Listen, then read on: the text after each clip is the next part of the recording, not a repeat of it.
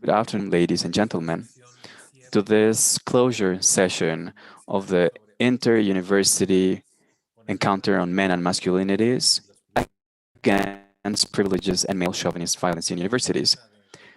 This is a luxury roundtable we have today, pointing at change and transformation after having gone through a very critical revision on how patriarchy, incorporated through men, has come to affect our society, and not only the society, but also life within universities.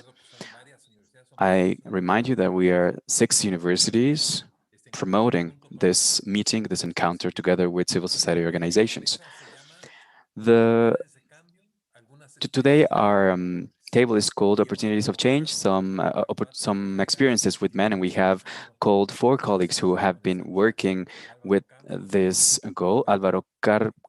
Campos from UAM Institute in Costa Rica, Guillermo Mendoza Rivera from the Secretariat of Health in Mexico City, who works in collaboration with one of the convening universities, which is UAM in Coajimalpa, Humberto Carollo from the White Ribbon Coalition in Canada.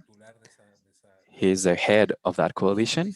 And Luis Gerardo Ayala Real, who is part of the Accomplices for Equality, and part of the national network of against masculinities, and they are based in Querétaro. This is a luxury roundtable. We will have different perspectives.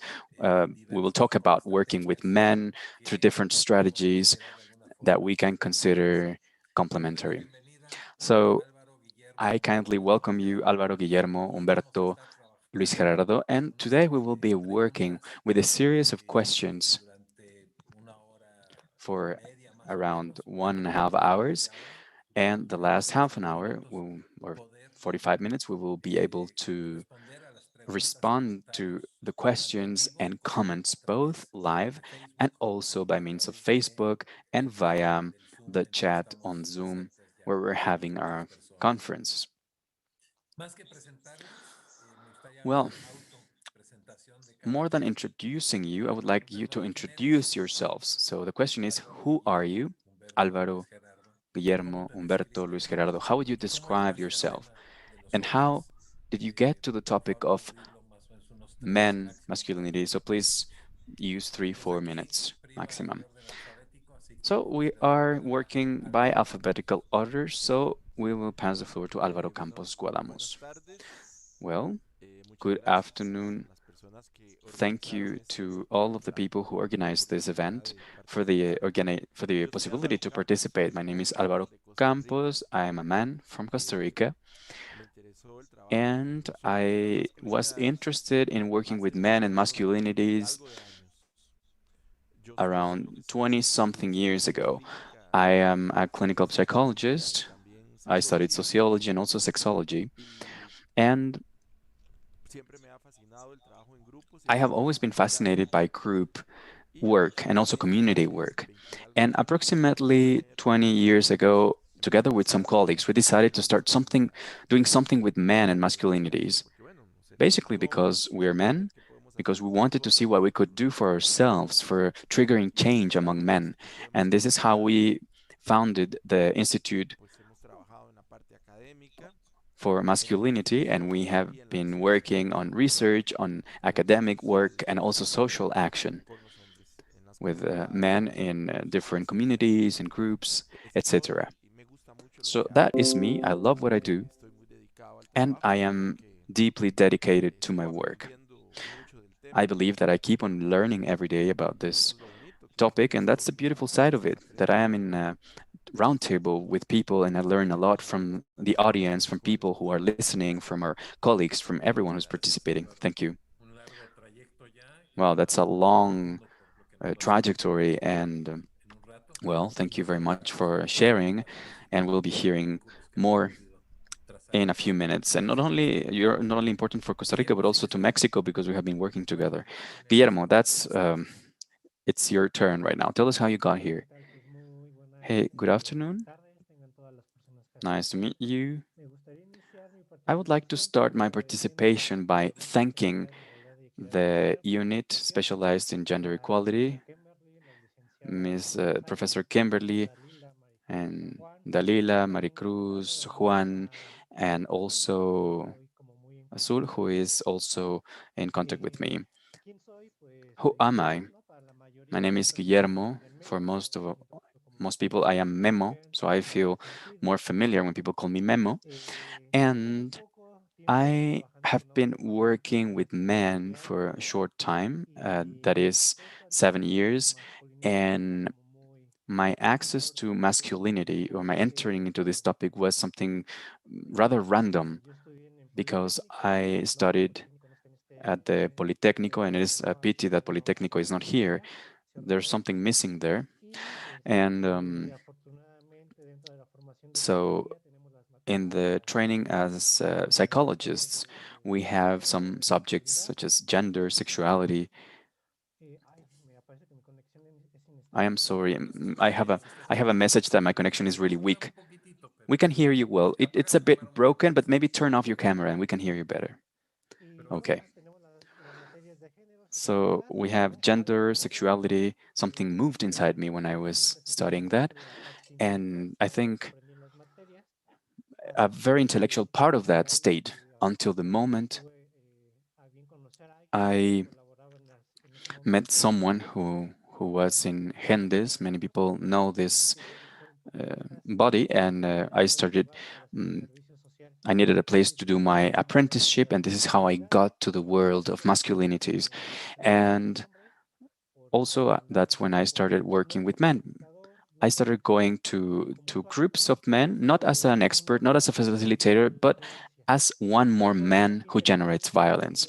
So everything that I had learned intellectually started taking shape because knowledge is not something that remained as information, but it went into my body, into my emotions.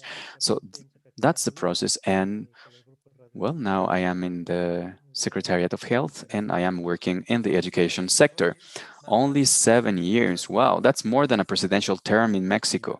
So, well, I remember that experience of getting to Coriac and someone saying, well, we are all violent and we're all men. And you say, whoa, wait, just a second, how does that work? And then they say, well, he who is not can throw the first stone. And well, then you start a process of change. So, Humberto Carolo from Canada, please go ahead. Who are Thank you, you? Benno.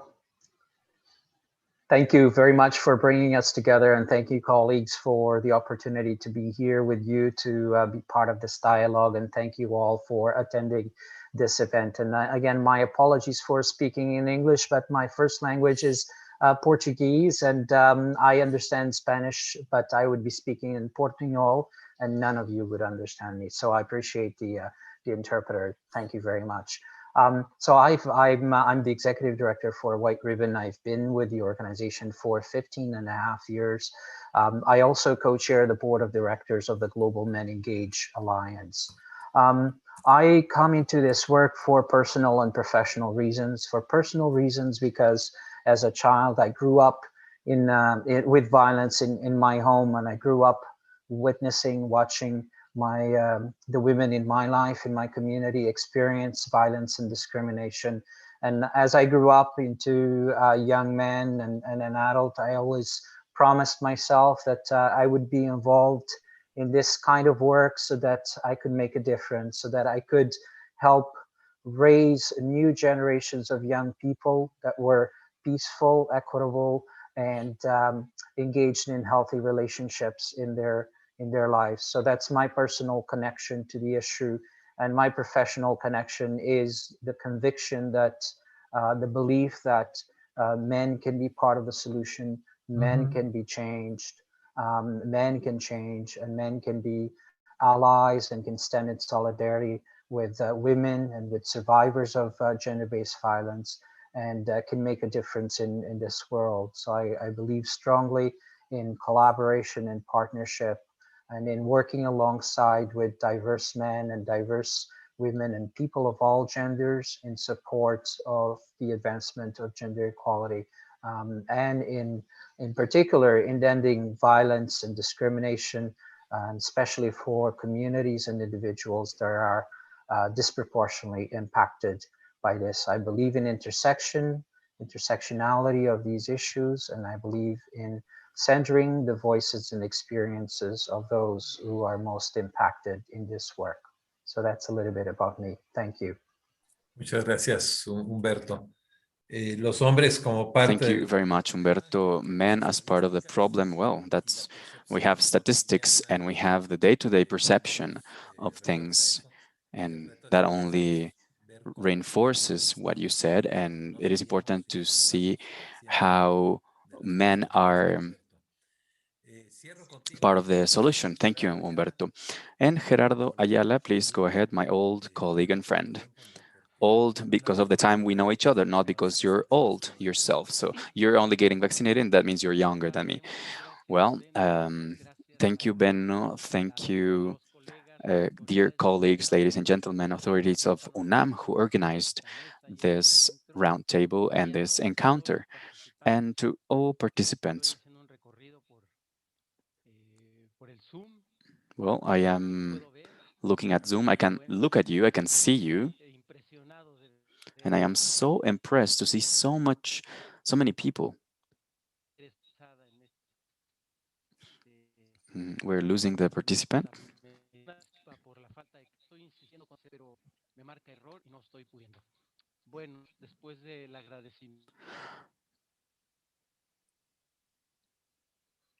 We lost the audio.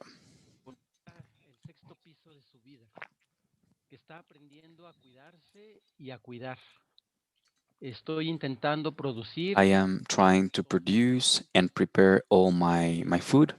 I am exploring the potential of collective participation, of community participation. I am talking to the youth, to the elderly, to women. I am in contact, very close contact with different animals, with birds, with insects, with reptiles, with rodents, and with different predators. I am in contact with the water. I live in a semi-desertic area, so not having enough water is a way of connecting to water and seeing ways to capture water, whatever water falls from the earth or from the sky or comes up from the earth. And I'm also connecting with the earth, with my entourage, and I live very close to a mining company that is destroying our mountains. And I also produce some soil. I create compost, and I am a father of three boys. I am a partner as well. I am an activist for substantial equality in social and family linkages, and also for the environment. I'm a popular educator and a university professor. When I was younger, I went to university. I studied psychology and social psychology. I am a graduate from UNAM and also the Autonomous University of Querétaro. How did I get to this topic? Well, I can tell you about two moments in life. First, in my first childhood, my early childhood, I can call it my prehistory, and I remember taking distance and also resigning to cruel practices and violent practices of interaction with my classmates. I am talking about my experience in elementary school. And then in my teenage years, when I was working and living with other people, talking to feminist women, being confronted, very questioned in my ways, my authoritarian manners of interacting with women. Currently, I am a university professor at the University of Querétaro in a new bachelor's degree in the campus in Cadereyta, which is a semi-desertic area of Querétaro. Well, that's me. Thank you very much for the invitation. Thank you, Gerardo. Well, we have um, had a professional career run through of the participants, and well, this also relates to the work development, but this starts earlier, and you went right to the point. the path starts in childhood, and that's what you mentioned. So, well, before moving on to the first question or the next question, I would like to mention that in our YouTube channel of gender equality, we're having this in English and we are transmitting this in Spanish on Facebook. So I would like to tell you a bit more about the articulation of the personal, the educational, and also the political side of this and how this reflects in your work. First of all, I would like you to describe a little bit more about your experience of work that you have seen seeking for the transformation of men. So please give us a taste of each one of the four institutions you belong to, apart from the fact that you participate in other spaces. So please go ahead, Alvaro. How much time do I have? Well, that's 4 minutes. I know that's a real challenge to you, but please go ahead and try. Well, I had a presentation, a very long one, so I actually wanted to share my screen. May I? Well, I do not know if you can share your screen. Well, it's okay. He can do it. It's okay. So I forgot to tell you that most of the experience comes from my father. My father was a man, a poor man, a working class man, a very sensitive one who taught me about love for the animals and care and all these things. And he was always a role model to me, even if he didn't have university training. So I want to share my screen in order to tell you. Just a second.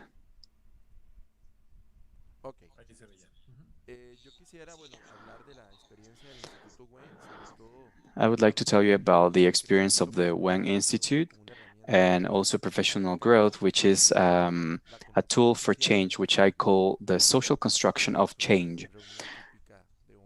We have a typical meeting at Wem.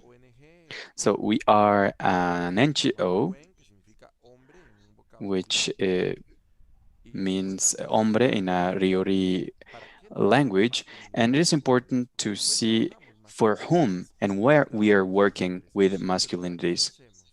But why do we do it? Because this is a trend, or because you can get a job, or why?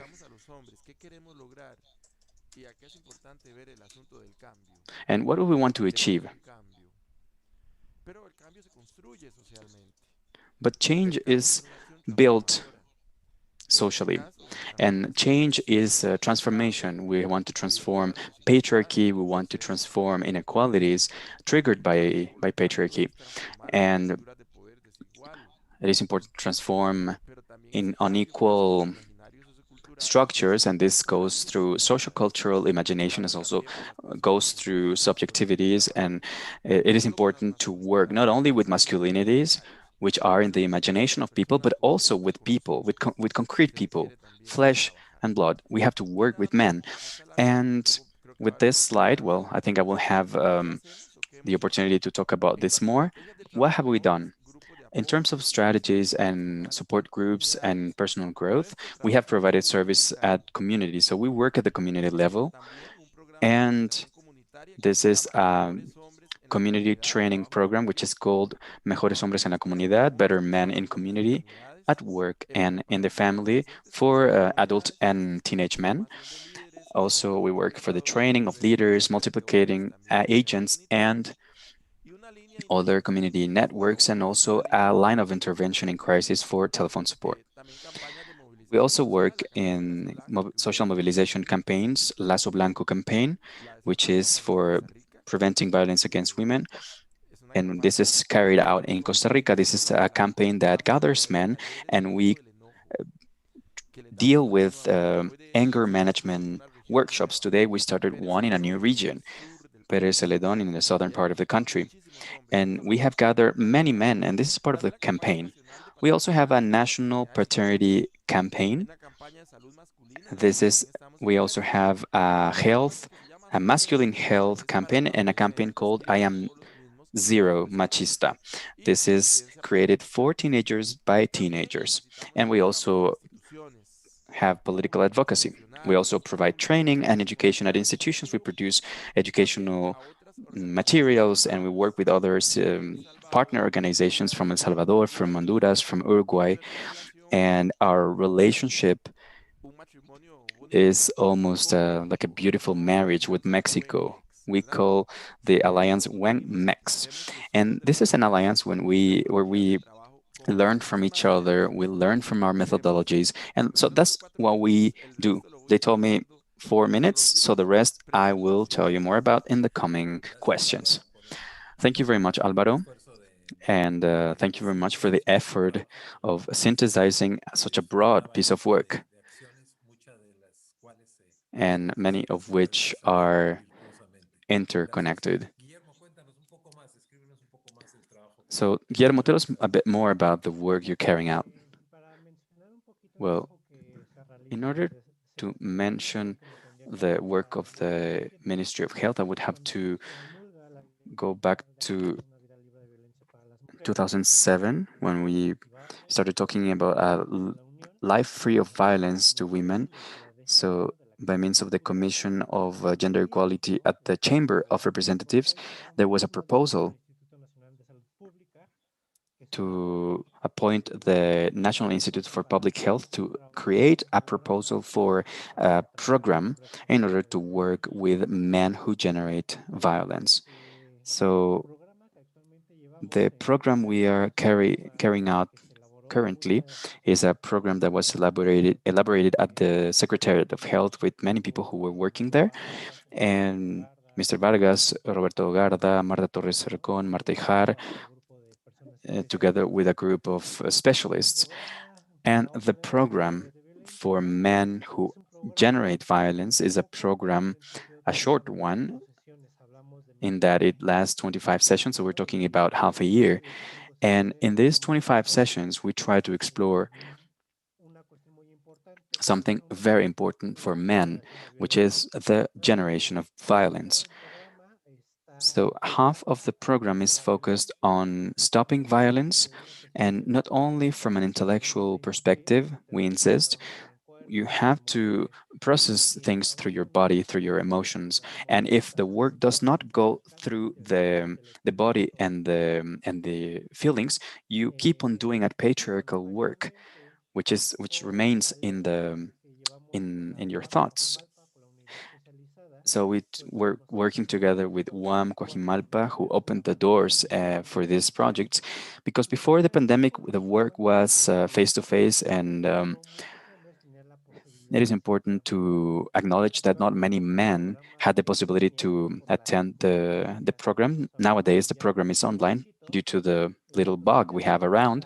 So many people has joined the program, many more people. So we have seen some privileged men, because not all men have access to a computer, not all men have access to internet, and also not everyone has time to dedicate 2 hours, 2.5 hours of their lives to listen, to talk about our own violence and other topics. So most of the work deals with violence, and also we talk about other topics such as self-care, health, paternity, and we also talk about care, housework, and things that men have to get involved into. And so this is what we focus on, 25 sessions talking about violence, about stopping violence, and complementing this with other issues that are important.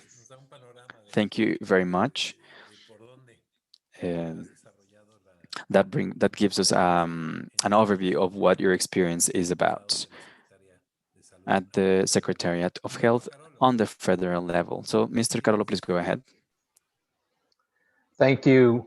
On December 6, 1989, at l'École Polytechnique de Montréal in Canada, a young man walked through the front doors of that institution, walked into an engineering classroom, and he yelled and ordered all men in that classroom to leave the room. And then he proceeded to kill and kill 14 women and injure many others. And then he turned the gun on himself and took his own life. And as he was doing this, he was yelling, "I hate women, I hate feminists." He left a letter with a list of 30 women, prominent Canadian women, that he wanted to murder as well. 2 years after this horrific incident in Canada, 3 men came together and feeling like men were largely absent from this conversation about this incident. At the time in Canada, there was a great discussion about this murder as to whether it was a isolated incident of violence or whether it was symptomatic of a greater problem, which is the inequality that exists in our society between men and women. And these 3 men felt that it was important to encourage other men to come together and to speak, to break the silence, and to speak out about violence against women, about all forms of gender-based violence. So they came up with a white ribbon and the pledge, the white ribbon as a symbol and as a pledge to never commit, condone, or remain silent about violence against women. And the white ribbon became a symbol and a movement across Canada, across North America, and across the world, as you can see from the presentation from Álvaro, that even in Costa Rica, the campaign was adopted and is still used as a way to engage men. The 3 men, one of which actually, one of the founders participated in the series of events, Michael Kaufman, felt like they needed to play a role. And that idea of men coming together to speak out, to break the silence, to encourage and engage other men to become involved in this issue became the origins of the White Ribbon Campaign. We have since progressed from that simple approach of asking men to wear a ribbon and to make that pledge to work with men in gender transformative ways so that men and boys can think about their own behaviors, their attitudes, they can make change, they can work together and stand together in speaking out against all forms of gender-based violence and discrimination. We work with the education sector, we work with workplaces, we work with unions and institutions, and we help groups and organizations and teachers and soldiers and police officers and political leaders and faith leaders in understanding the kind of role that they can play within their own communities and institutions to make change. And the change that we ask for men to make is at the individual level in terms of behavior and attitudinal change, but also at the systemic level in helping to change the policies, the laws, the norms, the practices, so that we can create systems of equality. We can challenge patriarchy, we can challenge discrimination and oppressive practices within institutions so that women, girls, people of all genders, the LGBTQ community, indigenous peoples can be treated with respect, can be given equal rights, and can have the same opportunities as everybody else. It's work that involves change at the individual level, at the collective level, community, institutional, and systemic level. We do this through public education, direct engagement, group work, trainings, capacity building, resource development, and so much more. And an example of that work is our more recent campaign called Boys Don't Cry. I invite you all to check it out, boysdon'tcry.ca, which looks at the impact of harmful gender norms and stereotypes on the lives of boys and young men, and the connections between those norms and stereotypes and men's use of violence in their life. Thank you very much. Gracias, Humberto. Actualmente Thank you, Humberto. well, we would call that fact the massacre of Montreal as a multi-femicide. Back in the day, the term femicide was not used. Marc Lepine, who killed these teachers and students, said that a woman had taken his place, that he hadn't been taken at university because of a woman. So from this patriarchal point of view, he was entitled to have a seat there, and a woman took it away from him.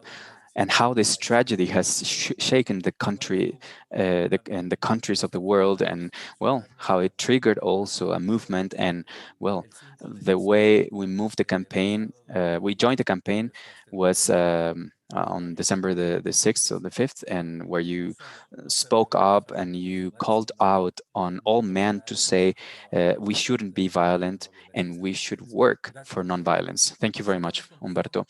And Luis Gerardo, please go ahead. Well, thank you very much. In my case, in my experience of work, the experience of the national network of accomplices, I think it is important to look back a few years and to see what inspiring sources I recognize that nourish the activities of the national network. Before getting to the actions, I would like to mention, I think it is important to mention that at the end of the last century, in the 90s, we saw the emergence of a civil society organization called Salud y Género, Health and Gender, and we started creating pieces of work on community health. And it is important to see who was there, who was conforming the main teams of health. And it was very important to identify that it was mostly women. So with this antecedent,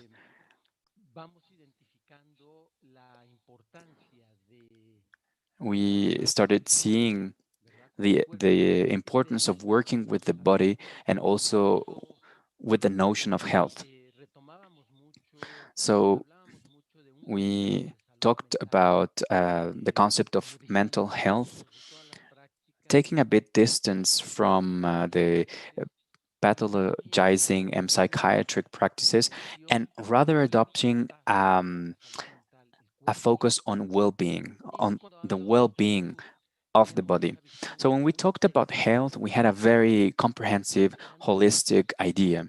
And these were times in the world, in different parts of the world, Mexico included, where a great emphasis was being put on sexual and reproductive rights. So us, as a team working with health and gender, we included this factor, this component of mental health, because we acknowledge that the fact that all the events in society had an impact on the body and on health. Another source of inspiration was the quality of the linkages in the interaction between men and women.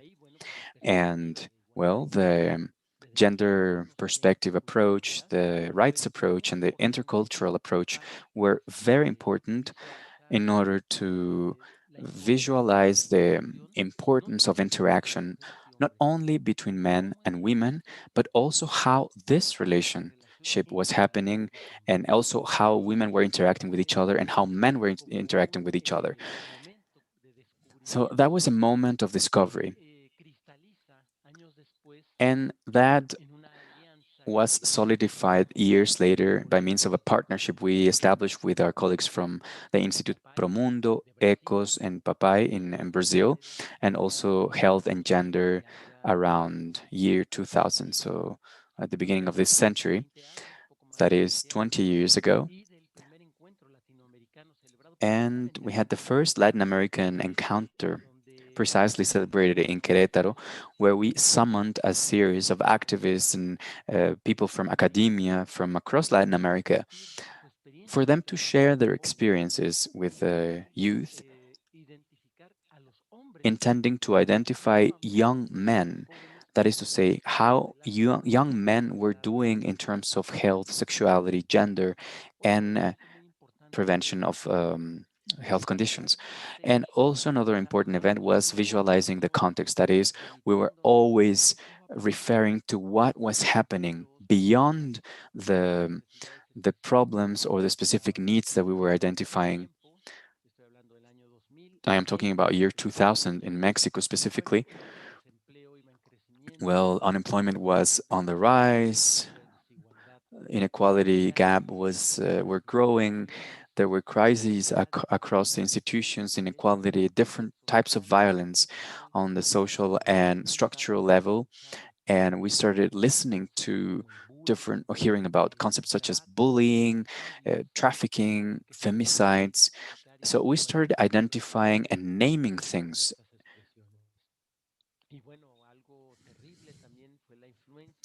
So something also shocking was the violence and criminality and how it permeated in the structures of power in Mexico. And also the resistance of men in order to become more involved in gender reflection processes. We're not talking only about men, uh, civil, uh, the civil population, but also politicians, people in power who had male chauvinist narratives and violent narratives in public. So we started working with gender issues and also with the work. And well, many men didn't feel summoned by that or appealed to by that. So the reading we had of the demands of women or the testimonials of women in the countryside. For instance, I remember one testimonial that still today shakes me when at a workshop with indigenous women, a woman said, well, she told the whole group, "We already understood. Why don't you talk to our husbands? We got it already. Go talk to men." And well, that was a confrontation, a very important confrontation. There was a call to action, a call to seek for ways of involving men in the care tasks, in housework, in care for the ill, and also in fighting against violence. So after we had this confrontation, these moments of inspiration, we faced other kinds of needs on how are we going to carry this out? How are we going to get closer to men? And then we started adopting the or understanding the need to promote all these educational processes. We thought this was very important. It was very important to work on education, on prevention, and we visualized the need for there to be programs and actions by the government, which we understand as public policies today. We decided to design some academic proposals for that, some diploma courses with a very important articulation, which turned out to be the first one in Mexico, the first articulation around gender and health, which was a diploma course that we organized in collaboration with the healthcare ministry, with the health ministry, and their Department of Gender. We carried this out across 10 states in the country with an emphasis on working with men, with women, and with a perspective of diversity. What was at stake was the relevance of preventing or promoting um, desired pregnancy and protection against STIs and reflecting upon violence and talking about violence, talking about violence with men, with women, with children, especially in the context of the family entourage. So this was very important, and this is something that we saw as urgent back then. Another very important element was to promote the social participation. It was always relevant to take community action, collective action for better life conditions, and more specifically in the areas of health and education.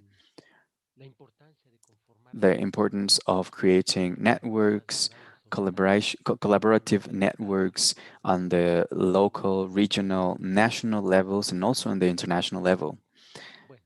Well, so that's where I would stop, and I wouldn't like to take much time, but I will keep on sharing in my next interventions. Thank you.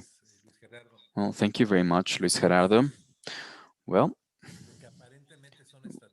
we see what apparently looks like different strategies may have many more things in common than we believe. We see the model of work of the health ministry, which was issued from most of the capitals in the country. The White Ribbon Campaign, which is not only about a campaign, but also working directly with, by means of educational activities and also workshops with men. And this process that started in the last century, when we look at the Alliance of the Age program and also the National Network of Accomplices. So the third question would be about what we have learned.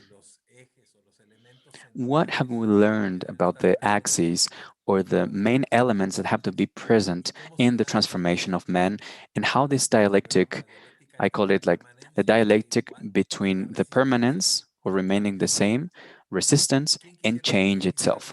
So we don't have to do it in alphabetical order. Who would like to answer or tell us more about what the learnings are in with respect to the change among men? Alvaro, please go ahead. Well, there are a couple of things we have learned. Who do we have to work with? And every time I have the chance, well, I recall that we chose to work with common men, men who live in the villages, in the neighborhoods, in the communities. We do not work only with men in the academic sector. It is important to work with the academic sector, but we chose to work with men in communities who have never questioned or asked themselves what gender is or what it means to be a man. These men could ignore everything that relates to gender. Using Marxist language, these are men who have no awareness of gender and who live in the lack of awareness or false awareness, who are subjected to dominant biology or to hegemonic masculinity. So the big challenge is how to get to these men. What's the methodology to get to them, for them to see the need for change and for them to realize that also change is necessary. It is not only not only about talking about change, but also how do you trigger change with men. And we believe that this is fundamental. This is a basic challenge. Secondly, it is important to see what we can do with these men in order to see their subjectivity and not only their way of thinking.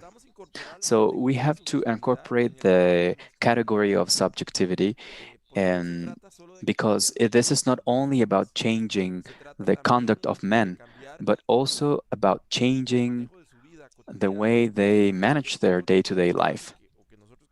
Because something important that we consider is, for instance, we work with the masculinity in day-to-day life, which means work, community relations, the relationship with the partner or with the family members, with children, with the rest of the family, with friends, both male and female. So all the categories of day-to-day life.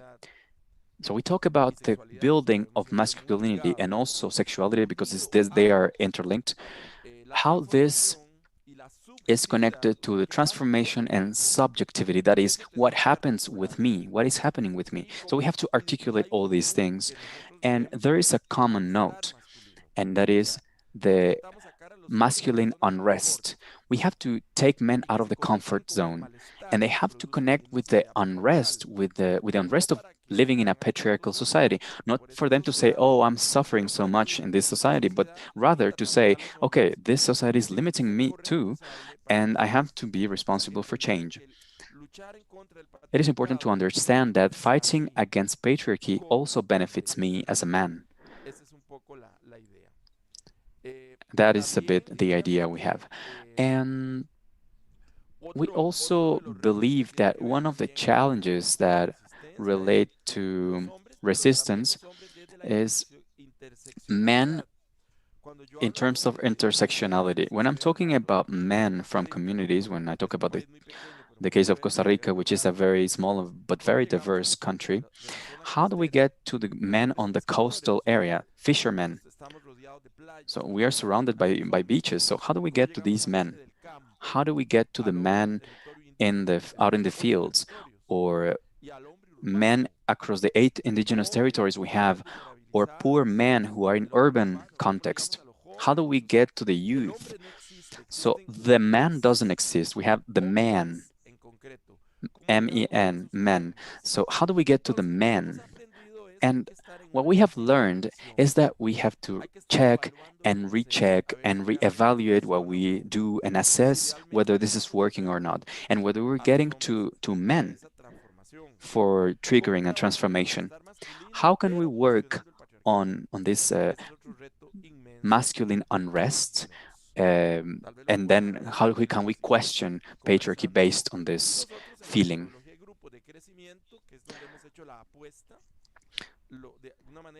And when we talk about how can we link this with the activities, with more pragmatic activities? So I will not take, I will just take 3 seconds. So I would like to share my screen of a campaign we have today.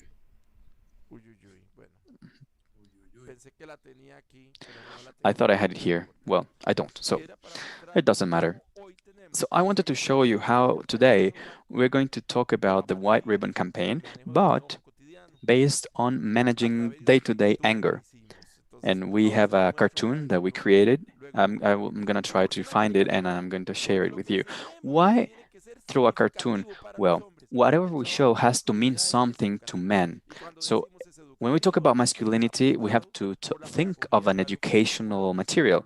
So we picked popular culture to educate, and we have to make use of the imagination of the common imagination of people to get to their heads. And okay, thank you. Maybe in the next blog you can share us this cartoon. So the feeling of discomfort in the day-to-day and in the patriarchal society. Memo, you told us we could call you Memo, so please go ahead, Memo. Can you talk a bit louder, because some people are requesting that? Closer and louder. I turned off my camera because I started hearing a bit broken audio. Talking about resistance, well, this is a complex topic because men who are working with their violence, well, most of men who are working come to the group in crisis. We come there because our partner tells us if we do not change or we do not stop being violent, they are going to leave us, or the partner already left with the children. So what am I going to do? I'm alone. That's the situation. So this crisis makes men to turn to groups, or they are somewhere they were filed a complaint. So this context is very particular, and it is important to point out that my privileges is something I have to acknowledge. So working with men active listening and compassionate listening is something very important, because men do not hear people to listen. They hear people to rebate and answer. And that is very important to understand, because if I come as a facilitator and as a little know-it-all, well, I will establish a boundary with the rest of the group, and we are not beyond anything. We are still men. Even though we are facilitators, we may have doctor's degrees, PhDs, master's degrees, whatever, you name it, but we can still be violent. So compassionate listening, which Fina Sanz is using, is very important for working with men.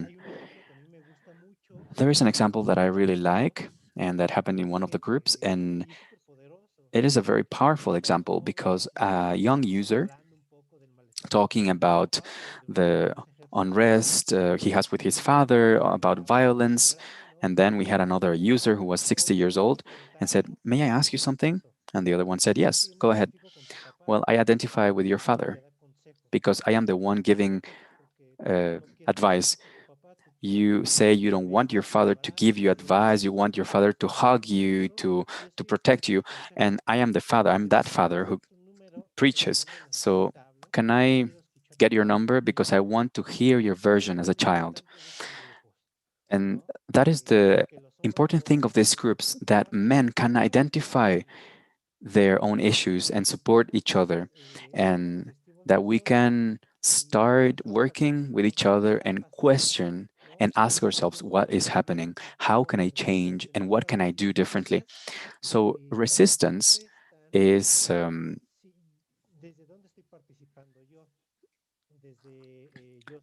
something to take into account.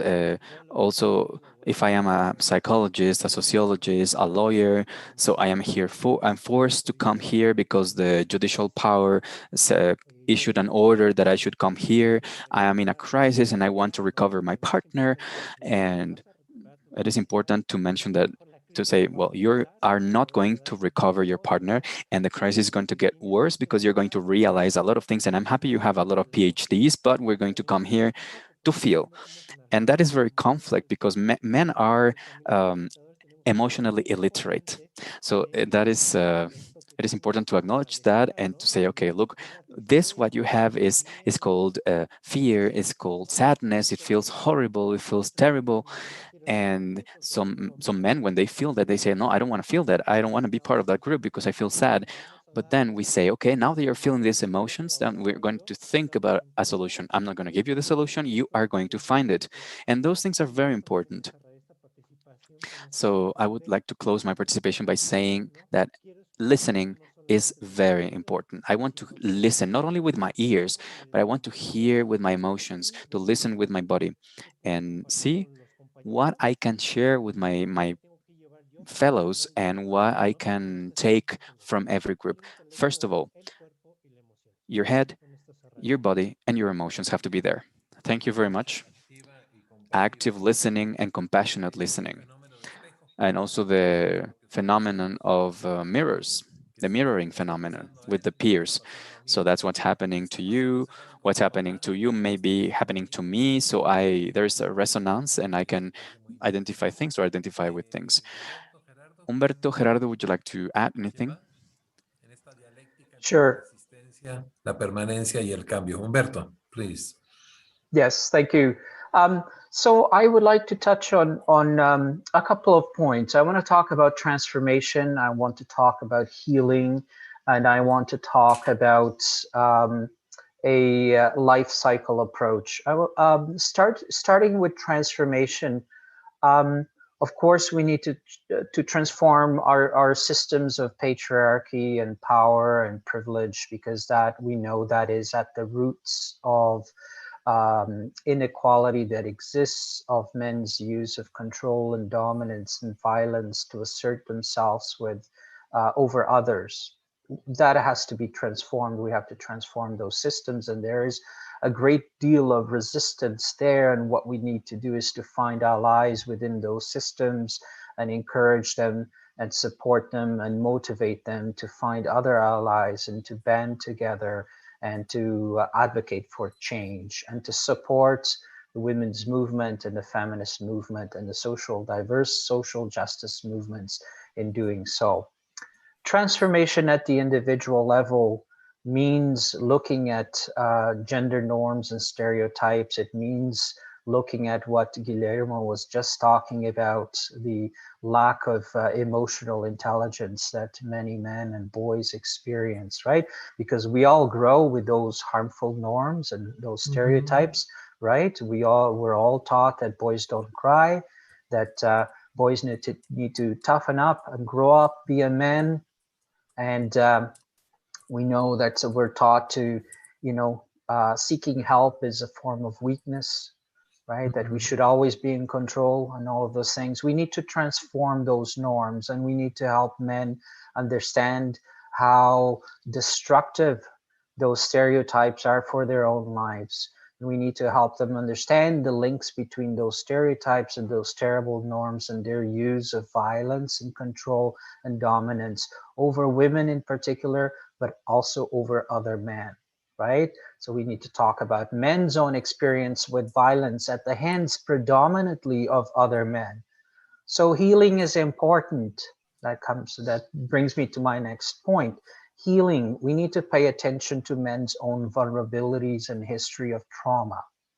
That's really important, because when that is combined with men's inability to express their emotions in healthy ways, men end up dealing with their history of trauma and their pain and their hurt by using violence, because by using anger, by using control and dominance, because those are the things that they were taught from a young age to do, right? Not to seek help, because seeking help is a form of weakness, right? We need to think about healing in terms of generational traumas as well. And I can share an example in Canada in particular with Indigenous communities. And I think this is relevant to many countries and regions around the world where there are Indigenous peoples. The generational trauma of colonialism, of discrimination, of racism and oppression, and of residential schools, and the impact that that has had on multiple generations of men and boys, and also women and girls and two-spirited people and LGBTQ communities.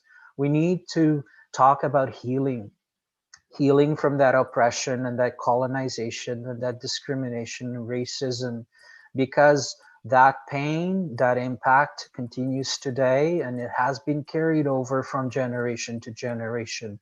So just as Canada is engaging in a process of reconciliation, we have to look at ways to do that meaningfully, so that we redress, we make amends, we change around the systems, the culture of discrimination, and the history that put Indigenous peoples at risk for continued violence and discrimination. So generational trauma is also present in many families. I grew up with that violence. My father likely grew up with that violence. My brothers grew up with that violence. So what are we doing to break that cycle? We know that this violence is cyclical, right? So speaking as my own experience as a young man, and the fact that I grew up with that violence, but I didn't end up using that violence myself. So what made a difference? It was the fact that I had people along the way helping me, supporting me, listening to me, and helping me do differently and grow up differently, right? So we need to create those spaces for young people to recover from those traumas, to heal from those traumas, so they can grow up to become equitable, peaceful men and partners and community members and community leaders.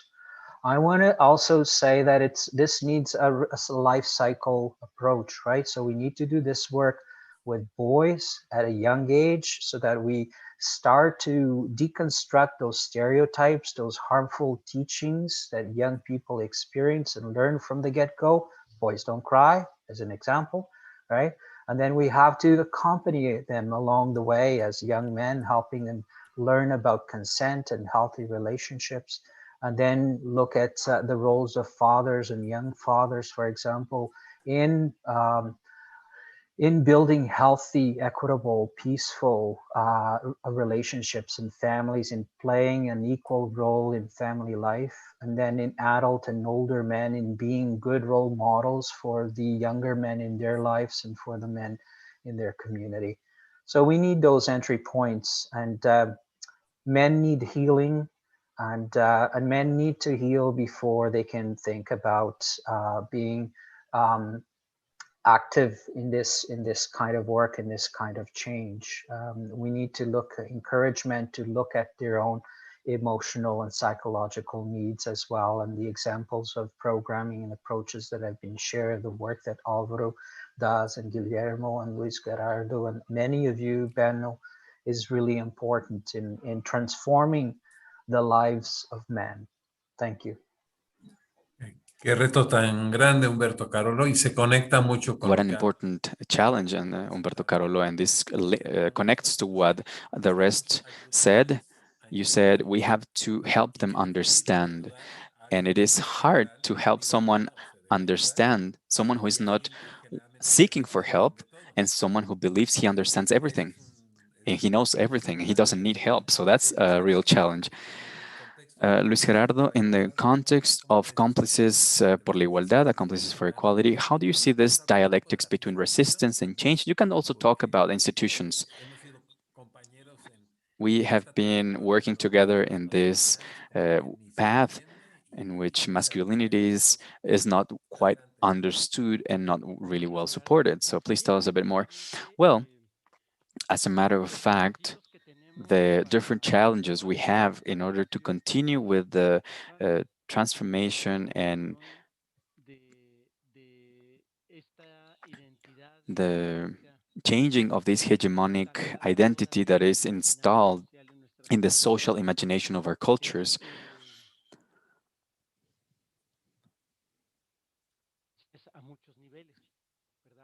So this happens on many levels. I'm sorry, we're losing the participant.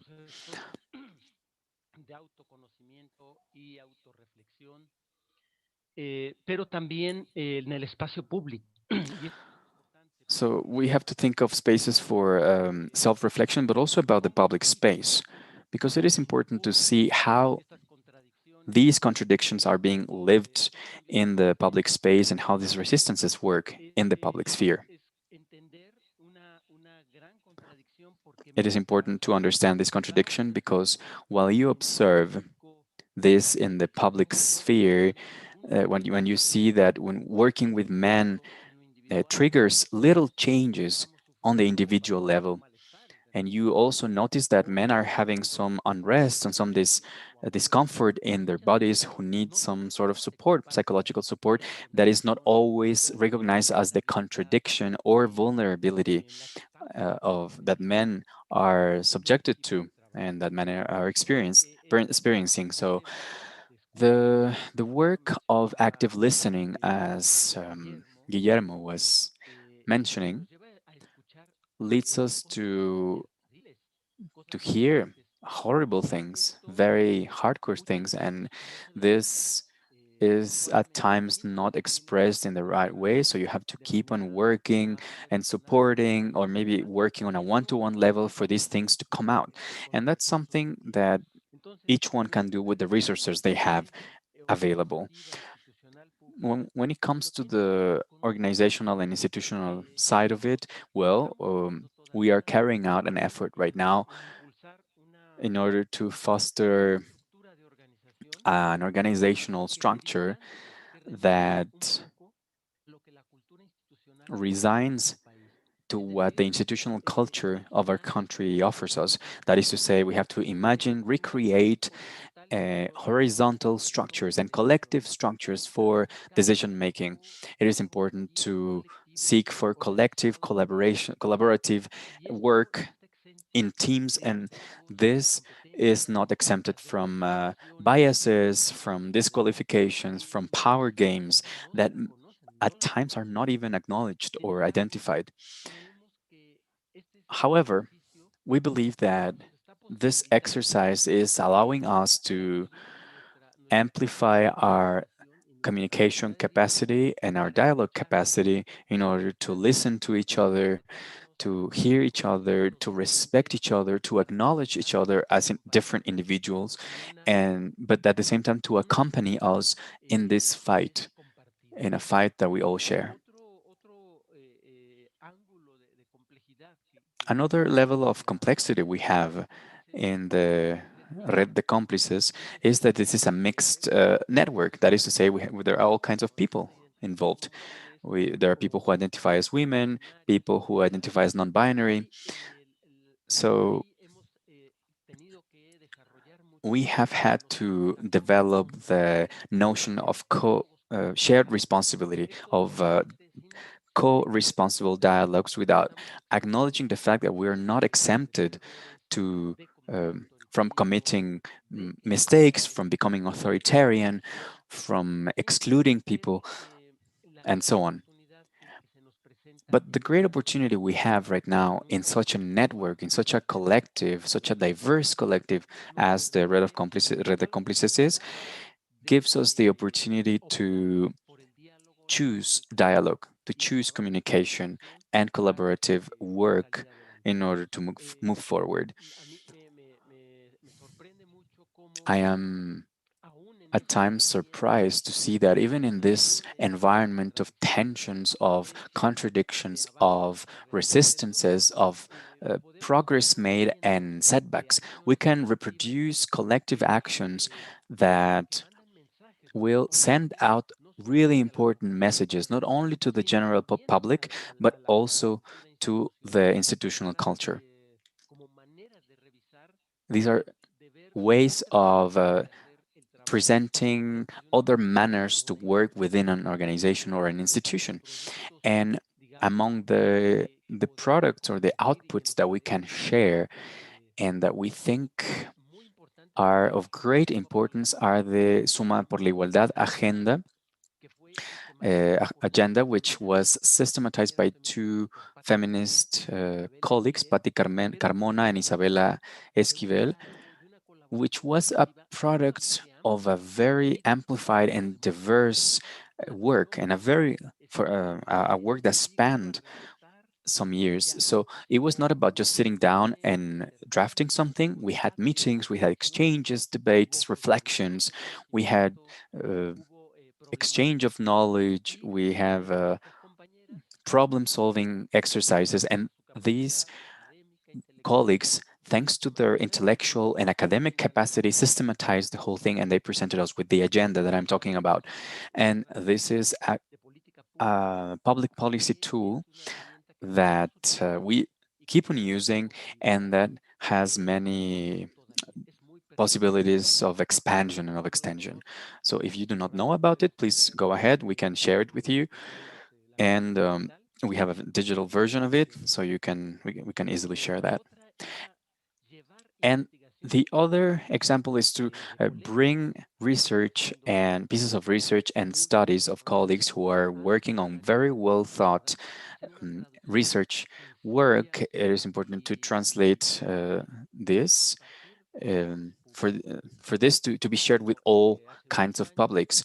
And a few years ago, the work of Gary Barker and Carlos Guerrero for the case of Mexico was very important. Also, with the study of the House of Masculinity, Casa de la Masculinidad, which we presented in an auditorium in Mexico City. And afterwards, the research of the cost of toxic masculinity, based on the work of Gary Barker as well for Mexico, and which Carlos Guerrero took and carried out a very interesting number of accounting for the cost of toxic masculinity for the population, for the Mexican population, and what the consequences are of male chauvinist, misogynistic, and patriarchal behaviors is. So this was presented in an auditorium at the Senate of the Republic with a very important level of participation by colleagues from different states of the Republic and with the participation of many educational centers as well. Well, this is where I stop, and I think we still have to talk about this work in times of pandemic, in the times of COVID-19, which for us turned out as a great opportunity for focusing our work on men and care. And from my perspective, I think this is a very hard core that we have to keep on knocking at and trying to deepen on toxic masculinities and what we can do about them. Well, so this is where I would stop, and Muchas gracias, Gerardo, thank you. por esta Thank you, visión Gerardo, for this cambiar la política pública mentioning que of sirva de paraguas para changing abordar public estos policy, procesos and this transformadores, should tanto work as an umbrella for como en las different processes, instituciones y both las in the instituciones. Y civil cuando society and mencionas el also tema de la lucha de within the poder, institutions. And also, when you talk about the power games and pues power quienes fights for trabajamos en power, las well, we're not comunidades, exempted of that, pues even if we work with definitivamente masculinities. a Mr. veces Antonio Ramirez talked about this in a que conference during the tuvimos symposium we had el libro El recently. Círculo, no sé We si have the film hay un hombre El que dice, Círculo, quiero, the quiero circle, renunciar a la and there's a man competencia who con says, otros hombres como tamaño. Y me resign. pregunto aquí ahora I want to si withdraw from this compitiendo competition con with other ustedes men, por but ser then I el más wonder whether I deconstruido. am competing Entonces, with you for being the most highly deconstructed. So then you queremos have aprender, hay que to ser observe creativos. what kind of power games and Entonces, traps we can fall into.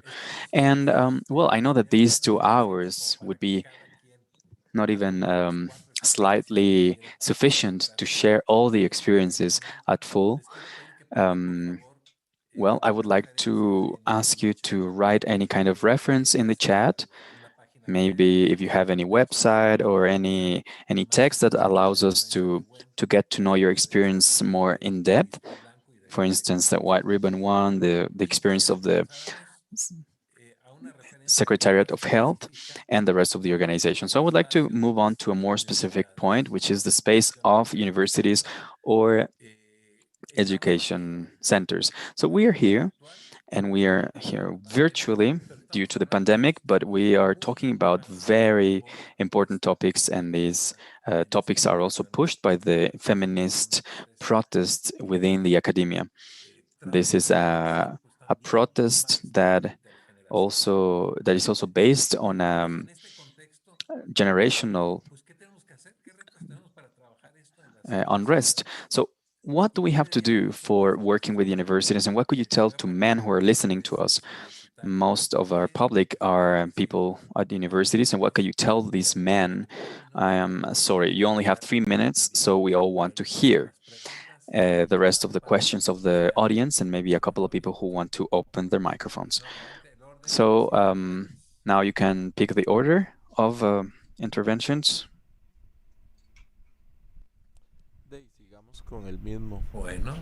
Well, I think we could maintain the same. So I have been a university professor for more than 33 years, and I'm retired right now, but I am still a professor at the master's degree of clinical psychology at the University of Costa Rica.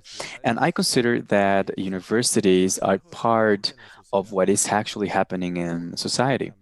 So this is why hegemonic masculinities, male chauvinism, violence, male privilege are also evident in a university context. So the university does not escape what's happening in the society. Therefore, I think we have to carry out work within universities, on the one hand, training human resources that are sensitive to masculinities and all these issues across the different careers and schools, not only social sciences, with a very clear methodology. I really loved what Guillermo shared with us when he was talking about the methodology that of talking about your heart and your emotions and your body in the whole thing, and only thus can you trigger change. So I think it is very important to work with students, with professors, with the administrative personnel of the universities, and both in terms of human resource training and also at the interior of universities by means of preventive campaigns. Because if I have to say something, is that universities are a perfect stage for this, but we have to be very careful because For many years, I participated in the Convention Against Sexual Harassment at the university, and I was very shocked to see that some colleagues or professors with master's degrees, with PhDs, who were working with gender issues and teaching about that and talking about equality and human rights were perpetrating sexual violence. So we said, how is this possible? Are you not teaching about these topics? Well, so we're not only talking about being trained or knowing things, this goes through a personal filter of my own um behaviors. As Freud would say, erotism, well, you cannot control your pulsions. Well, if I am not aware of my own pulsions, I cannot control anything. So this is a work that we have to carry out across universities, and this the university is a big community. It is harsh work, but the methodology is important because we can just keep on saying we belong to universities. So give me more books so that I can read more. You do not decodify masculinity by reading. You decodify and deconstruct masculinity by confronting macho and male chauvinism. And as we were saying, I have to face masculinity, the masculinity that inhabits my body. If I do not do this, it will be of no help to read the whole series of the theorists of masculinity. So, well, thank you very much. Who's next? Guillermo, pues ya nos seguimos en el orden acostumbrado, ya se hizo costumbre. Somos sujetos de tradiciones. Venga. Okay, so we will follow the same order. Well, what can I tell men? Well, many things. First, I would tell academic participants to come down from the stage. I mean, we're all stepping on a stage, and you have to. It even has a classist component, a component of class. So you have to understand that you are exactly the same as that man who's selling chicken and the construction worker and the taxi driver, and we have different ways of being men, but we have one common denominator. We um, we were passed on this violence. Maybe I do not sexually harass, I'm not evidently violent, but then I can go on perpetrating other kinds of violence. So it is important to question my own uh, violences. And well, there are men who are here who feel attracted to the topic. So just allow yourselves to be here, allow yourselves to be participating. If you feel uncomfortable, you are in the right place. Because when we're talking about masculinity and we feel comfortable, I would be very, very careful and I would question what kind of conversation we're having.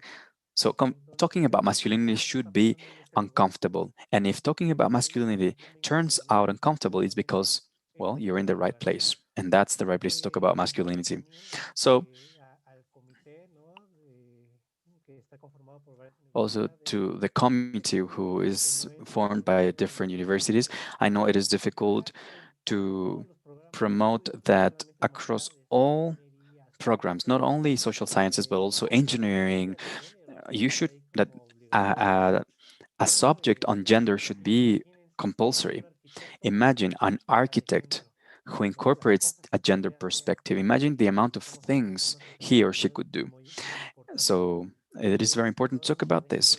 I know that this is not within your scope, but maybe you can promote that gender subjects become compulsory to all students and across all careers and across all fields of study. And I would tell all men, well, if women are shouting, well, we have to listen. And it is for us to take action and say, okay, there is a problem triggered by male violence. Who are responsible for that? Well, we are responsible for that. So there is something that we have to do. Someone says the right to tenderness. Well, that's something you just live. And when people say, don't be such a faggot, well, People will tell me, if I start questioning masculinity, maybe people will say, well, you're such a faggot because you're not a real man. Well, that's part of the cost of it, and that's part of confronting too. So, and then I will be talking about femicide and sexual violence that are my female colleagues and university fellow students experience in the street, in the class. So that will allow me to listen to other men, to listen to to women, and to take action. Yeah, that's very important what you mentioned, to get off the stage and to come onto the floor, which will be uncomfortable, but it will be helpful. And also talking about prevention, well, it is important to change the curriculum, and not only the curriculum, but also the whole life in the university. That gender equality doesn't have to be an option, but rather something compulsory. Humberto, talking about higher education institutions, maybe high schools too, because many universities have also incorporated the high school system. That means not university students. Yes. So our advice to men and boys is to begin by questioning our own privilege and power and challenging that, and because that again is at the root causes of the violence, discrimination, and the harassment. So that needs to be a first step. So learn about power and privilege. The next step is obviously recognize that we all have a role to play. So accept your role as a gender equality ally, an advocate, and take on that role. And then also do your own work, right? Think at your own actions and behaviors. Are they part of the solution or are they part of the problem? Think about your past actions and behaviors and engage in accountability. Make amends, apologize. Think about the impact of those actions on the lives of those who experience your behaviors, your violence, your discrimination, your oppression. Make amends, because you cannot be an ally if you haven't yet made amends. And then listen and learn about gender inequality and about gender-based violence and about oppression and discrimination and colonization. Learn about that. Become really acquainted with it, because a lot of men that are interested in getting involved in this rely on women, rely on indigenous peoples, rely on LGBTQ community, rely on racialized communities to educate them. And I think that men need to educate themselves. We need to take that step if we're truly committed to it. And then make a pledge, make a commitment.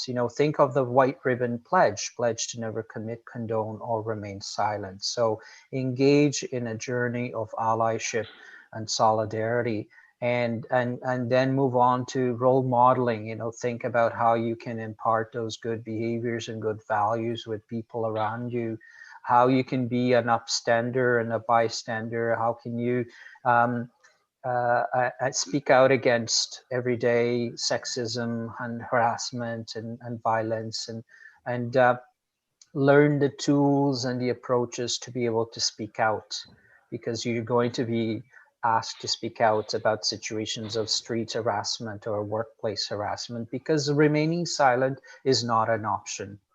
Yes, and use your privilege, use your power for good, right? You need to question it, you need to challenge, but those in the positions of authority, in leadership, whether they're a professor or administrator or a political leader, they need to use those positions to advance change, to create environments that are equitable, that are safe, inclusive, and celebratory of diversity in all its forms.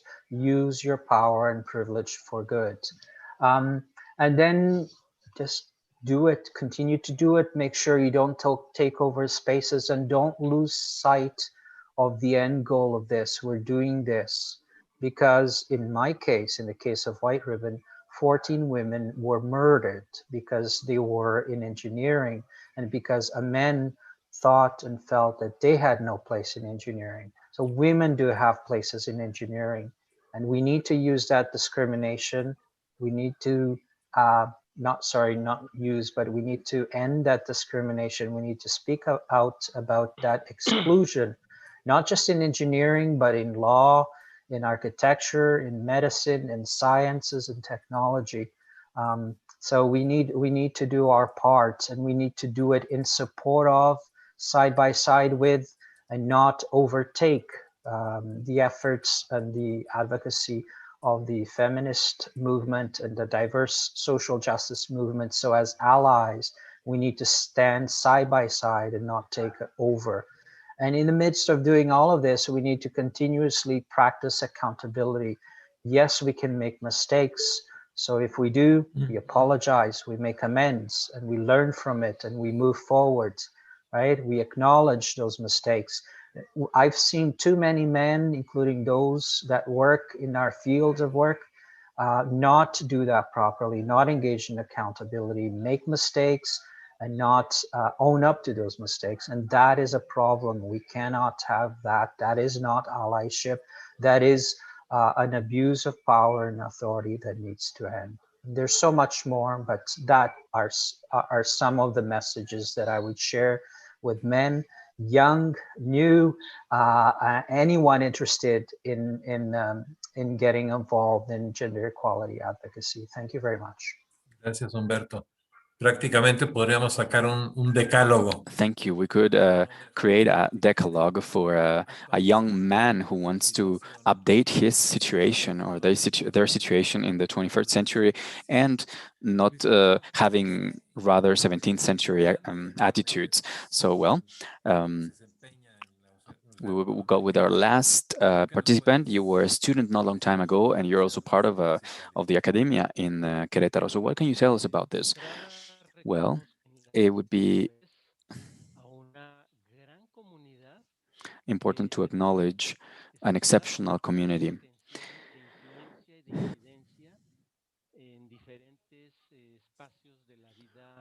De cualquier país. Y por ser un espacio por excelencia. So universities are a space for search, for research, for questioning, and it is very important to acknowledge this space in every country. So I think the relevance of starting a work from the university, that universities embrace this perspective, even if there are resistances that we are seeing. The fact of universities hosting and embracing all this change, all this wish for transformation, will have a very important impact in time. Because it is not the same that one, as a professor, includes some perspective or shares some sort of concepts or ideas or points, that the whole institution adopts a commitment with the cause. I think there is a big difference, and therein lies something very important. Currently in Mexico, we are seeing a great level of contradiction. While the institution adopts and wants to include this work and acknowledges the importance of working with men, many women, especially the youngest, resist.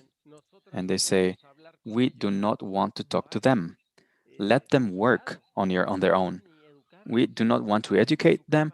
We do not want to educate dudes. That's something very common. We don't want to educate dudes. I'm not here to educate dudes. So what I need is for them to respect me, and that's all I need. And it's really harsh to hear that. It's a very strong statement to see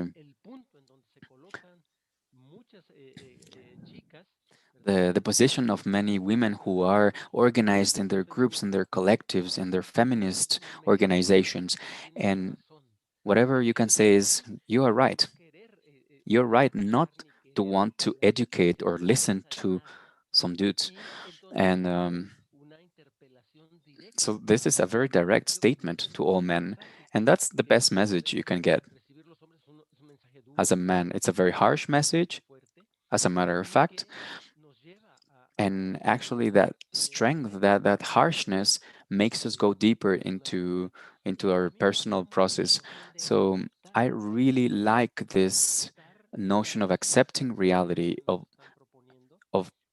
accepting this distancing that women are proposing, and also accepting that they are taking streets, that they're um painting walls, that they are placing flags, that they're hitting, punching people, that they get angry.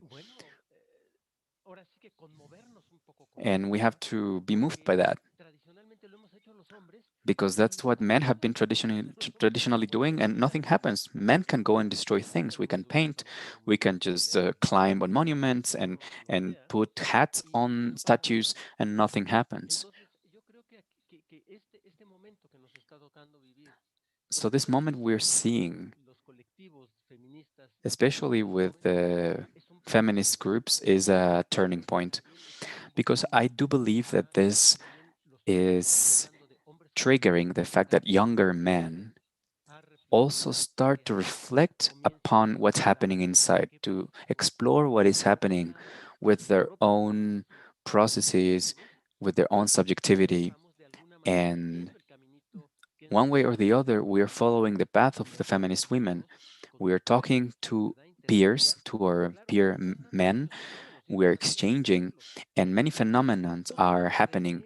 You must mention that there are some phenomena where masculinity, hegemonic masculinity, is recreated or reproduced, or where the power that men believe to have lost is being recovered, or they try to to recover it. So not all groups are reflecting in a self-critical way. And uh, as regards the questionings by women. So I think we have to go beyond. I think many of you mentioned that. I don't know, maybe Álvaro, Guillermo, or Humberto said that we have to place ourselves in the uncomfortable side, where we can actually move and come back from that stage, come off the stage that we have occupied historically. And doing that is not easy.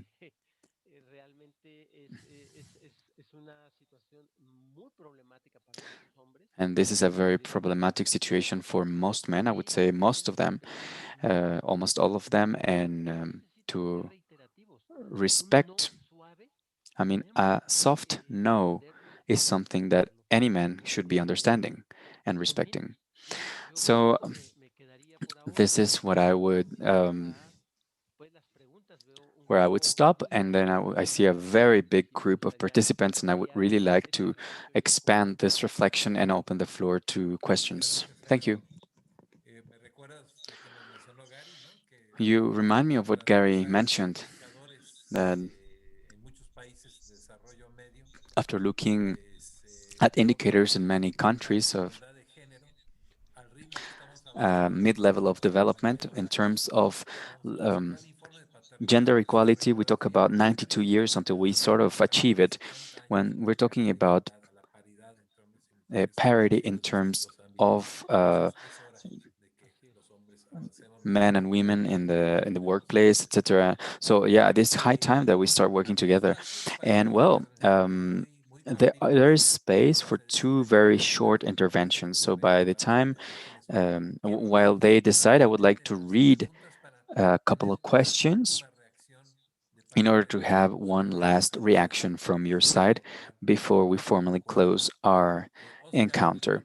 So Oscar Ivan Godinez, who has been collaborating with us for a couple of months, would like to know what kind of information you have about women and feminist collectives working together with men. What do they think of this work? Do they see any result on violence, in terms of violence? So please memo, give us some data on the group. Diana Peña is congratulating us and asking about the hotline.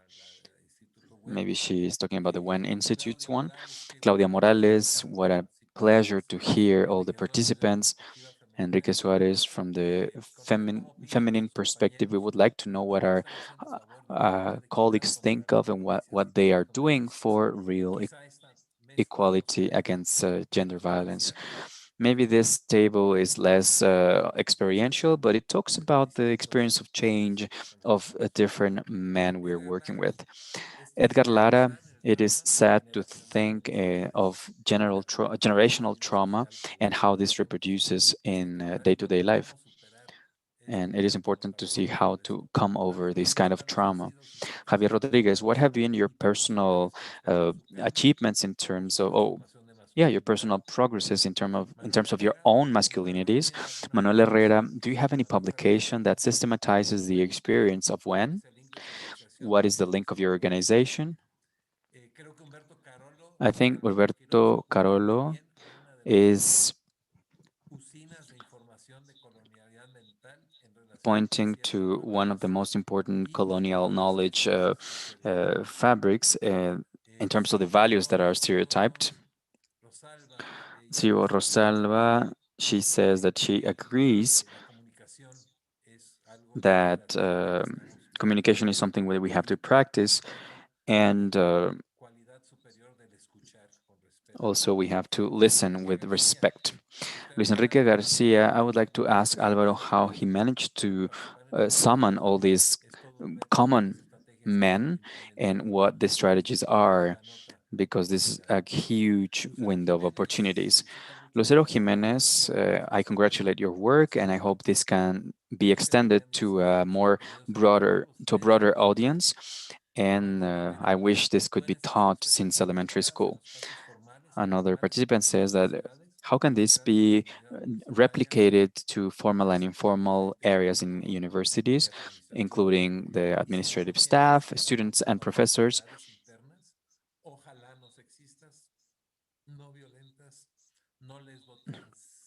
I hope this can be done in a non-sexist, non-homo, lesbo, transphobic way and not hegemonically masculine ways. And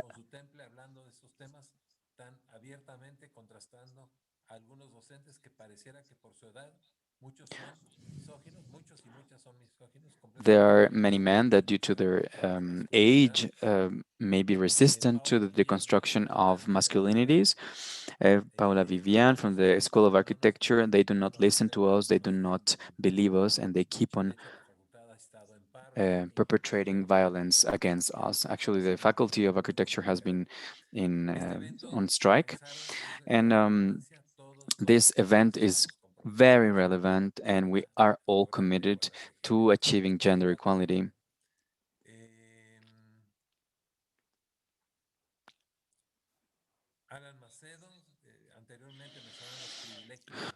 You mentioned the privileges in universities, especially among students. Maybe you can talk about this.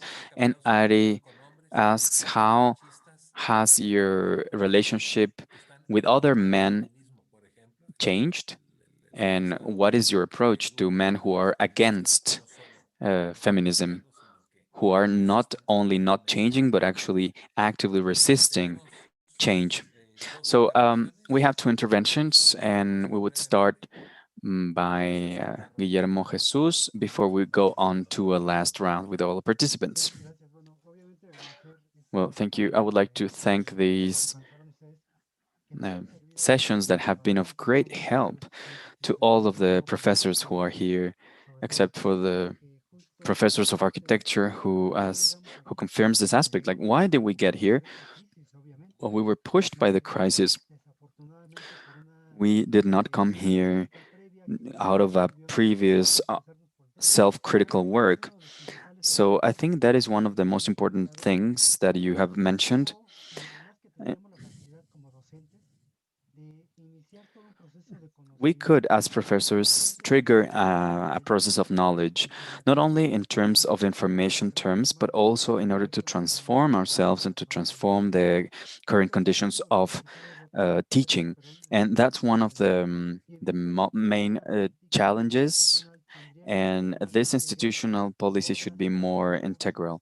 It is not about one optional course. It is not about a series of I mean, we need some conditions, but we have to go beyond. We have to go deeper and maybe even beyond the training, because many people think that by learning or by being trained, we solve the problem. And this is not like that. The important thing is how to carry out an institutional training that allows us as professors to create a new reality among the professors. And we always have this symmetry of power, of this asymmetry of power between the professor and the student.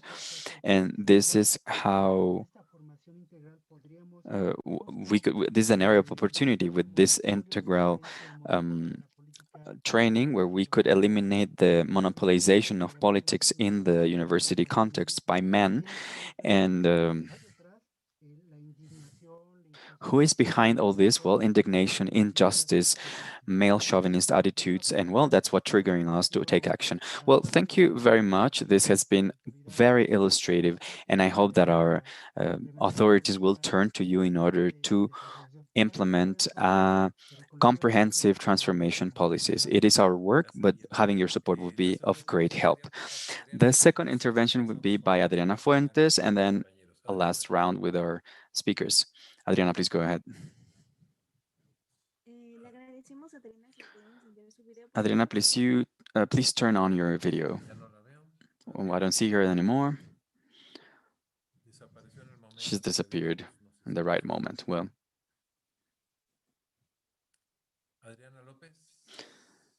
Adriana Lopez. 5, 4, 3, 2. Okay.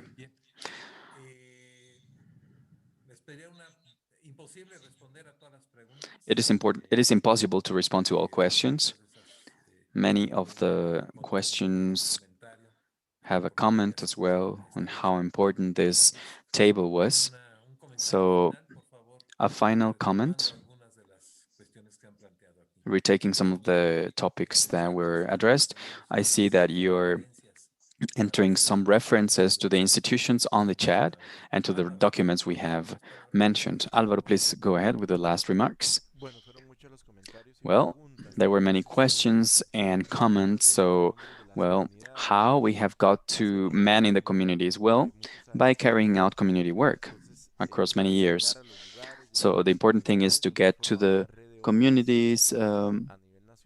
We have created a network of men, more than 100 men, and these men help us to reach new communities.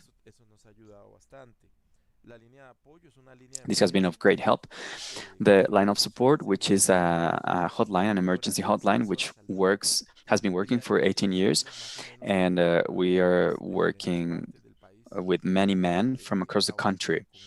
Now with COVID, the number of calls of anxiety, panic attacks, depression, and violence calls has increased substantially. So that's the kind of support we're providing, and that's how we get to them, to men. And in terms of universities, all the universities are different, and we would have to run a diagnosis on what the level of inequality is in each one of the universities. And a very important point is being a feminist or being a deconstructed man is no guarantee that we're not going to exert power games or violence. I mean, feminists and men who are, in quotation marks, deconstructed. I mean, that's no guarantee at all. So the whole culture is based on patriarchal power. And I'm mentioning this because we have to question this, whether you're feminist, pro-feminist, masculinist, whatever you want to call yourself, you have to have a humble attitude to look inside you and see how patriarchy keeps on dominating you. Because whenever I say I'm over this and patriarchy is not dominating me anymore, I become an institution. And it's a horrible thing to turn into an institution, because then no change is possible. You will keep on reproducing domination. So that's where I would stop. Guillermo, please go ahead. Your closure. Thank you. Well, in terms of working with the university I would like to tell men that we have to listen to each other. We have to be compassionate. We have to be compassionate also with the feminisms, and the work doesn't change. If I take a program or a workshop for 5 workshops or 5 sessions, I'm not going to get a diploma for new man or deconstructed man or, that doesn't exist. This is a constant work. It's not about one workshop or 5 sessions. So we have to keep on touching base and checking how we are and how we feel. And I mean, I have been working for 7 years, and I have seen there are only like 1 or 2 men who have been constant throughout these 7 years, and the rest said, "Oh, I just went through that. I know about that already." So, that happens a lot with men, and it is important to support other men, to support each other, to listen to each other, and also to listen to women. I insist, men cannot listen. So it is important to listen to our women colleagues and fellow university students and see that their demands, they're crying out for this or that, have a reason. And it's important to listen to that and to see what we need ourselves to, what we have to do. Someone was saying, well, that's why we have 2 ears and 1 mouth. That means we have to listen 2 times more than what we say. Humberto, please go ahead. Thank you very much. And, I would just end by saying, remember the white ribbon origins, remember the actions of those 3 men who came together. Keep them in mind and the steps that they took in mind, because, even a smaller group of people can make a tremendous difference. And so, surround yourself with allies, um, and be intersectional in your allyship. We cannot end misogyny and sexism without ending racism and homophobia and transphobia and colonization and so many other forms of oppression, because our identities are interlinked, they're interconnected, and many of us experience multiple forms of oppression. So when you speak up against sexism and gender-based violence, make sure you speak up against all forms of discrimination and oppression as well. And do so with that end goal of promoting gender equality in mind, in ending all forms of gender violence, in promoting a more social just world. And do it at different levels. Don't just work in terms of changing individual behaviors. Work to change the systems and the systems of oppression that exist in our communities, in our institutions, and in our political institutions as well. That is what the feminist movement asks of us, that we align ourselves, that we support, that we don't take over, that we listen and we learn from women, that we recognize and value the historical role of women's organizations in this work. Because our work today with men and boys would not be possible without the early steps that were taken by that diverse feminist movement and social justice movements around the world. We must not forget that. And therefore, we must always act in accountable ways. We need to step up, stand beside, and stand behind when the time is right. And we need to allow folks who are mostly impacted by these forms of discrimination their own agency and the ability to advocate themselves, while we stand either beside or behind them in support and solidarity. We must not take over the movement. We must act in support and solidarity. Thank you all. It's been a pleasure to be with all of you. Thank you, Humberto. Thank you very much, and your colleagues. Luis Gerardo, te toca. Luis Gerardo, please go ahead. It is for you to close this cycle.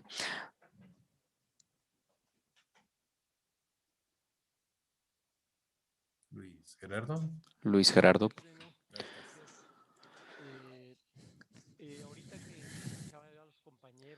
When I was listening to my colleagues, to Guillermo, Álvaro, and Humberto, A question came to my mind that Koreac group in Mexico was asking themselves when saying, what do we earn as men by changing? And I think that's a very current question. And that makes me explore what, as a man, as when I renounce or to the toxic side of being man, of the way I live my own masculinity, what this can offer me, what this self-reflection, this collective reflection, and also personal reflection can offer me, in the sense that I can get rid of this armor, of this shield, and connect with my body, with my being a human being, a person, and managing a connection with the other in a different way. That is to say, how can I be in life if I am covered in this armor all the time? So this dissociation turns us into schizophrenic, into functional schizophrenics every day on the street. And I think this is a very attractive invitation to many men because we can find other ways of connecting with each other. We can find other ways of walking hand in hand through life, of finding sense to our existence and to the contact with other people. As a matter of fact, challenges are many. There are many questions that you entered into the chat and that you, Beno, systematized, and many of them will be remain unanswered because we do not have time to answer everything. But there is a phrase that we mentioned at Cómplices when we were talking about the men in healthy um, living together. So there was a practice of the remedy and the little rag. So we make questions and we always want someone else to answer, whereas we ourselves can generate an answer in our own with our own conditions in our context, and we can always take the lead, the initiative, in order to find solutions and to seek for help with others, and in order to move on with our work. Well, I would like to close by mentioning the need men have to explore the self-care practices, self-knowledge and self-care. And if we retake this paradigm of self-care, we would be already in a different position, not only within relationships with others, with men and women, but also with the nature, with objects, with animals. And well, that would be it from my side. Thank you very much. Thank you to the university. Thank you, Beno, for moderating. And Alvaro, it was a pleasure to see you, Humberto and Guillermo. A big hug to all of you. Thank you, Gerardo. Well, Luis, Álvaro, Humberto, Gerardo from Querétaro, San Jose, Toronto, and Mexico City, from different areas of the geography of our continent. I think everything you've said has been convergent. One could transcribe this session and issue a set of experiences of great importance. I would like to tell you a little, give you an overview of what we started doing on April the 29th, and of this encounter that we hope will not be the last. And so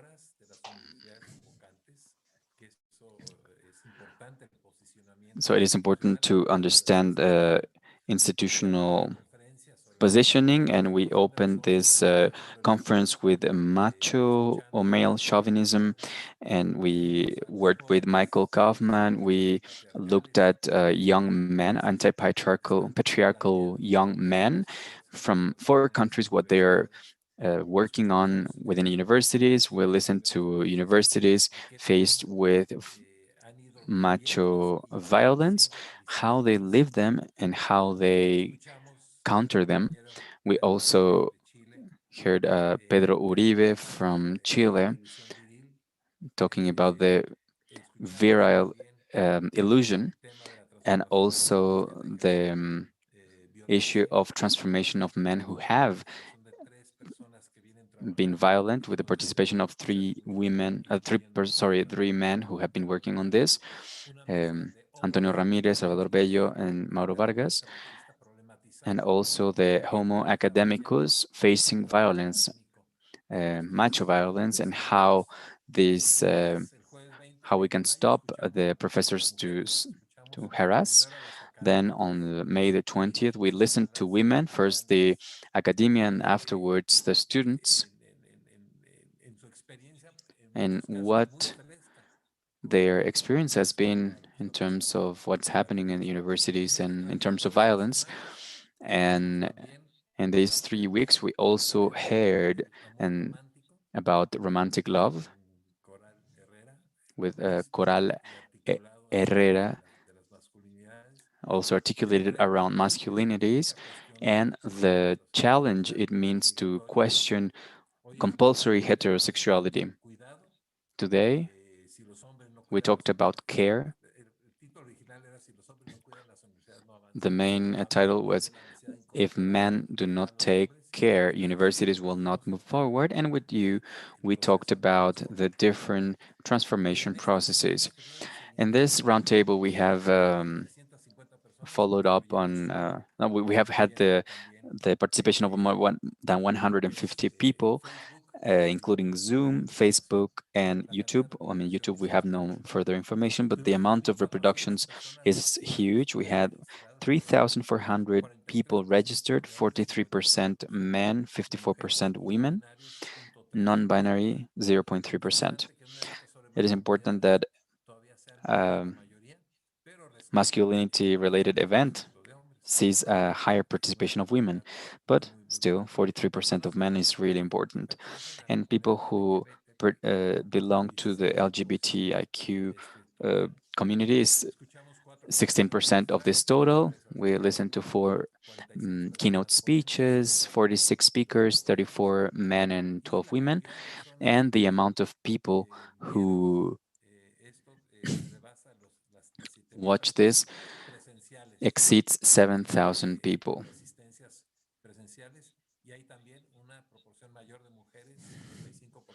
We also have a higher proportion of women against the participation of men, but a 10% of the LGBTQ community. And we had 27% of students, 47% academic staff, and also the administrative staff of universities was very important.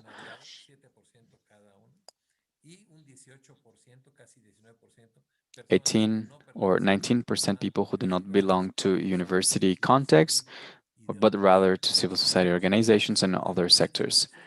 And this is the harvest of this event. I would like to thank the participation of the staff of the Coordination for Gender Equality and also all of the allies of this initiative from other universities who also reproduced the event on other platforms. Also the Division of Culture and Education for Equality, who was also broadcasting us across social media. And also the banner was made by the University of Puebla, and also the movie El Círculo is part of the participation of the University of Guanajuato. We had some other workshops facilitated by the universities of Oaxaca and that of Guanajuato and that of UAM in Coajimalpa. And well, on my behalf, my appreciation to Tamara Martinez for her assistance and her attention. And well, I think we can clap, give ourselves a hand.